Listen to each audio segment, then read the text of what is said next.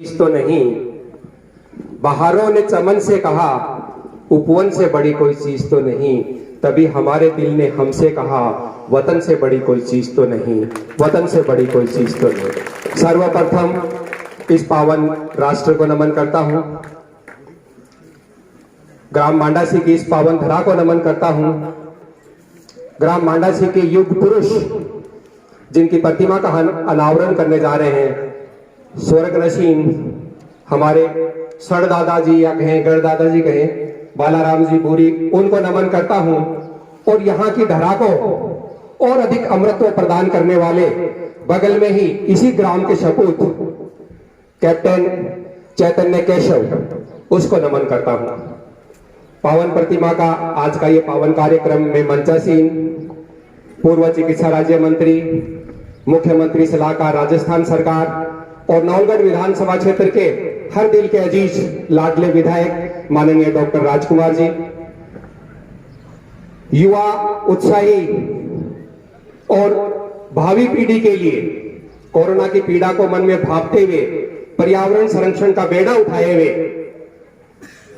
हमारे पंचायत समिति नौलगढ़ के प्रधान माननीय दिनेश जी, सुंदर सर तो बोल नहीं रहा हूं सर, माननीय दिनेश जी, ग्राम पंचायत सरपंच मैडम अनीता जी, पंचायत समिति मैडम सुशीला जी, मंचासीन विभिन्न बगल की ग्राम पंचायत के सरपंचगण, मेरे समक्ष विराज रहे मेरे गांव के बड़े बुजुर्ग, माताएं बहनें, युवा साथियों, प्यारे बच्चों, सर्वप्रथम गांव की पावन धरा पर ग्राम संस्थापक समिति की ओर से मैं आप सभी के उपस्थित होने का हार्दिक अभिनंदन स्वागत करते हुए आभार व्यक्त करता हूं और बड़े खुले दिल से यह बात कहता हूं कि स्वीकार ये सत्य सरेआम कर रहे हैं, स्वीकार ये सत्य सरेआम कर रहे हैं। धन्यवाद समस्त भामाशाहों के नाम कर रहे हैं जिनके सहयोग से रौनक बह रही है यहाँ, उन सब कर्म योगियों को सादर प्रणाम कर रहे हैं, सादर प्रणाम कर रहे हैं। और स्वागत की कड़ी में यह कहना चाहूंगा सर, आपके आने की खबर जब से यहाँ आई है, ग्रामवासियों ने स्नेह की खुशबू बिखराई है।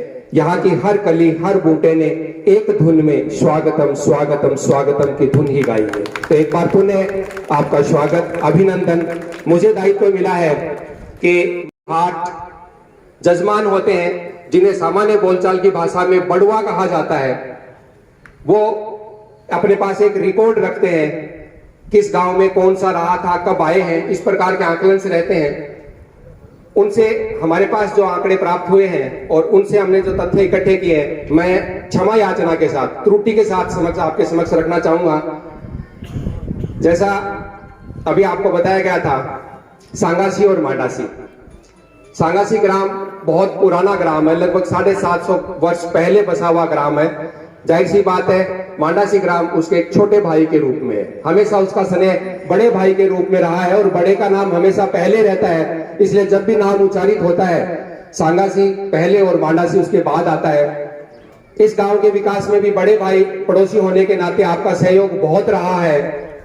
हमें जो जानकारी मिली, एक वृक्ष लगा था यहां से उत्तर पूर्व दिशा में लगभग 1.5 किलोमीटर दूर जाखड़ समाज के द्वारा, जिस स्थान को पुराना खेड़ा के नाम से जानते हैं, जाखड़ गोत्र के लोग जो रहे थे उनके द्वारा वो बसाया गया था।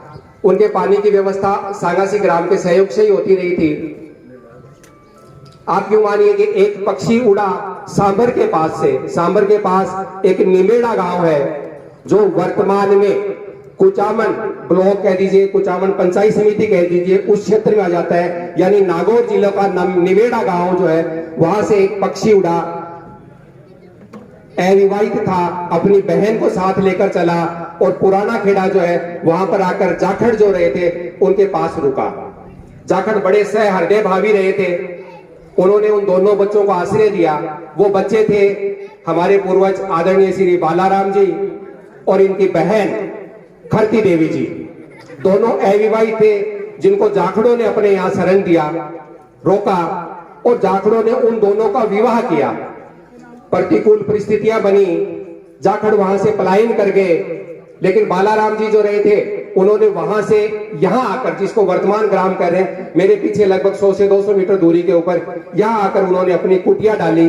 पड़ोस में सांगासी गांव की अगर सीमा की बात करें तो 50 मीटर दूरी के ऊपर सांगासी की सीमा है। सांगासी का उनको हार्दिक सपोर्ट रहा। इस तरह से बालाराम जी के द्वारा विक्रम संवत 1810, अगर हम ईस्वी सन में बात करें तो 1753 ईस्वी में इस गांव की नींव पड़ी। लगभग 20 वर्ष के बाद, 24 वर्ष के बाद उन्होंने इसी स्थान के ऊपर एक कुआं बनाया जो प्रतीकात्मक रूप में रहा था। समय की प्रतिकूलता के साथ वो जमींदोज जीर्णशीर्ण होने के कारण जमींदोज कर दिया गया और उसी स्थान पर जो है बाला दादा की मूर्ति जो है, उस मूर्ति का स्थान निर्धारित किया गया है। एक पावन मंदिर यहाँ बना हुआ था और इसी के पास ही उनका समाधि स्थल भी बना हुआ था। तो इस तरह से इस गांव की नींव आदरणीय स्वर्गीय श्री बालाराम जी के द्वारा विक्रम संवत 1810 ईस्वी सन 1753 में डाली गई।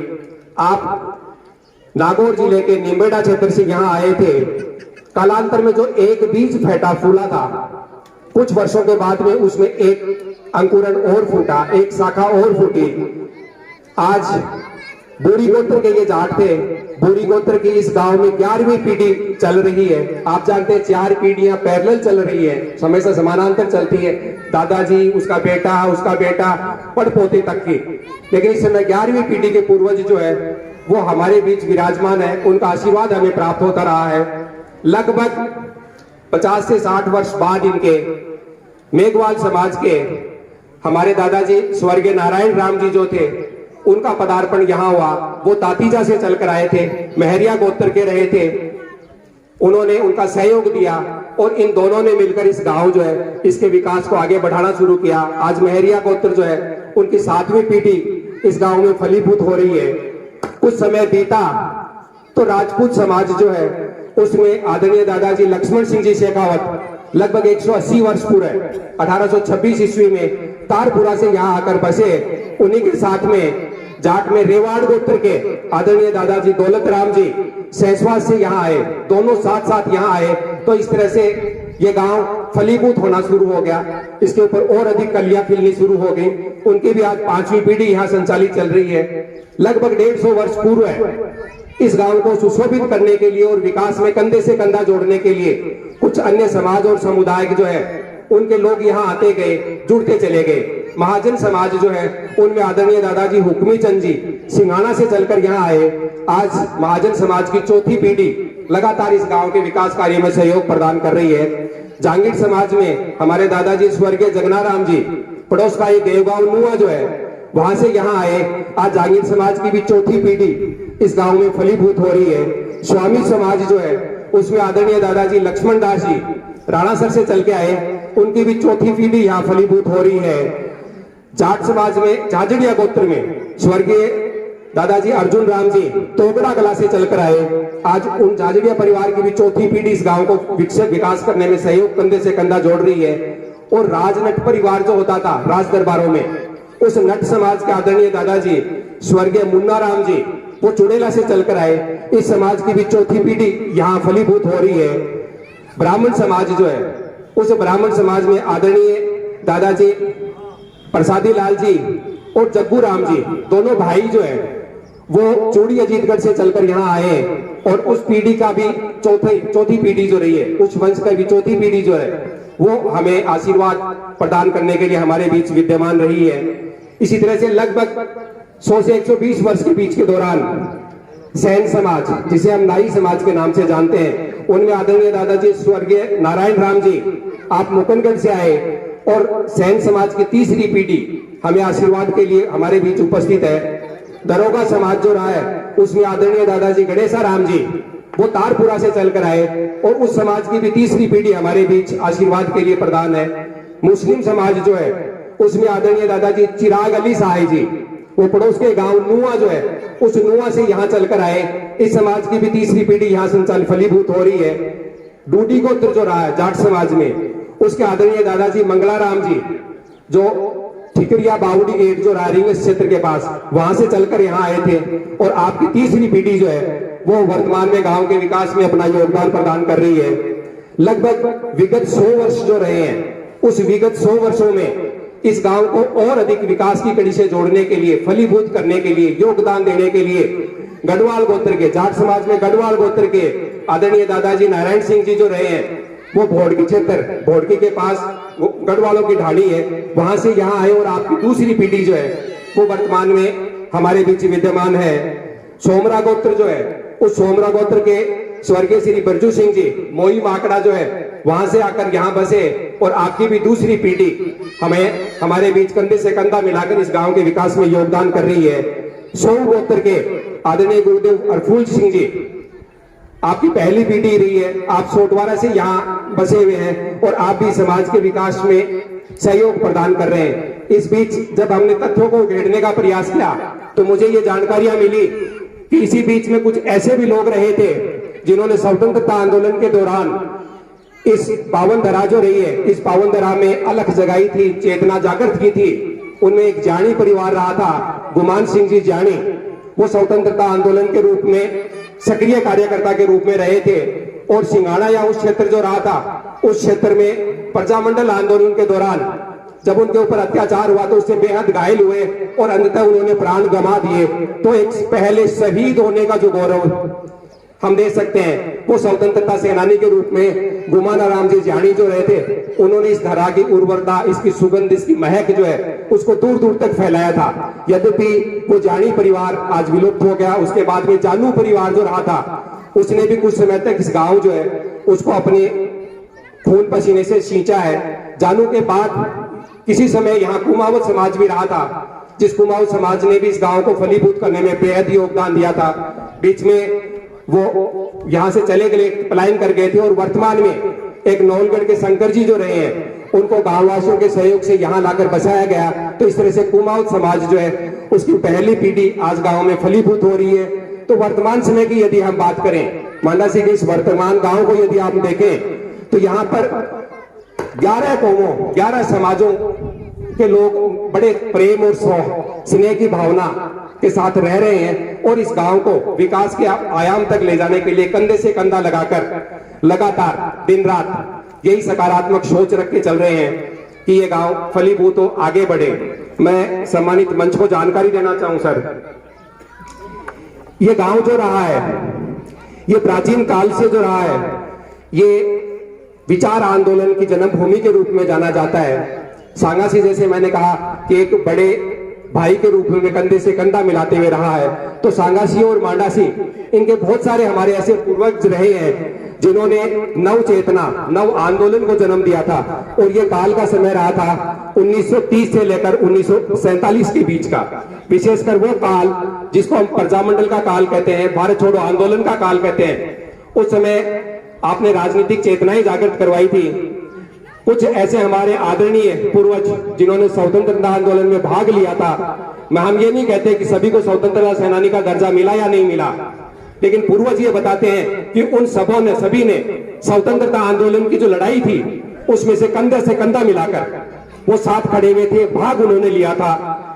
आदरणीय स्वर्गीय श्री बुद्धाराम जी कुलेरी, चिमना राम जी कुलेरी, विद्याधर जी कुलेरी, लक्ष्मण राम जी कुलेरी, मुकना राम जी कुलेरी, केशव देव जी कुलेरी, आप सांगासी से रहे थे और आपके विचारों से प्रेरित होकर इस ग्राम के आदरणीय नारायण राम जी, आदरणीय हल्लाल जी बोरी, आदरणीय गौतम जी बोरी, आदरणीय बेगराज जी बोरी, आदरणीय रामनिवास जी शर्मा जी और गुमान सिंह जी जानी, इस प्रकार की विभूतियां जो रही थी, इन्होंने चेतना की अलख जगाई।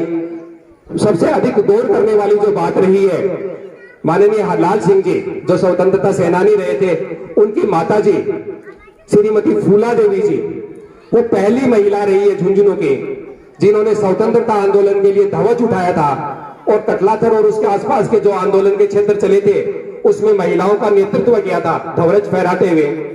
हरलाल सिंह जी की पुत्री सुवीरा 1953 में पहली पोस्ट ग्रेजुएट होने वाली महिला थी, जिसने पोस्ट ग्रेजुएशन किया था। इस गांव की पहली महिला थी जिन्होंने पोस्ट ग्रेजुएशन किया था। तो आप देखिए 1947 में जब देश आजाद हुआ है, उसके साथ ही साथ इस गांव की एक बेटी जो रही है वो पोस्ट ग्रेजुएशन कर लेती है।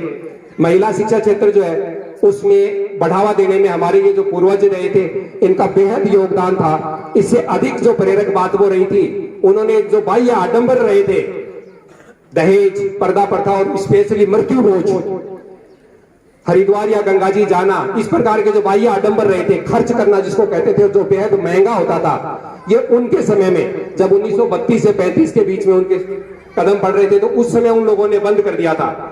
तो ये बेहद प्रेरणादायी रही थी।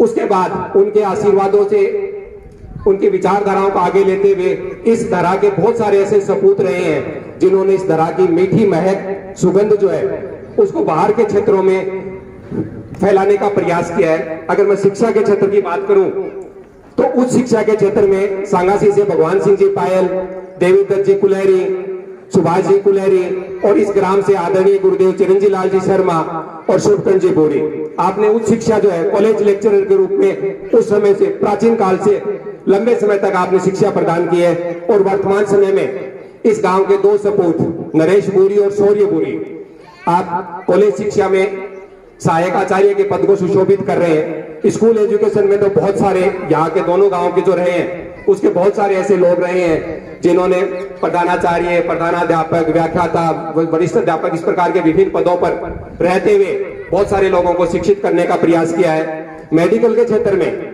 इस गांव की पहली बेटी डॉक्टर सुमित्रा जी गिल, महिला होते हुए उस समय वो डॉक्टर के रूप में बनी और इस गांव के बहुत सारे डॉक्टर्स, आदरणीय डॉक्टर शुभकंठ जी बोरी, आप पहले बीडीके में रहे और वर्तमान में शारदा हॉस्पिटल से आप जनसेवा कर रहे हैं।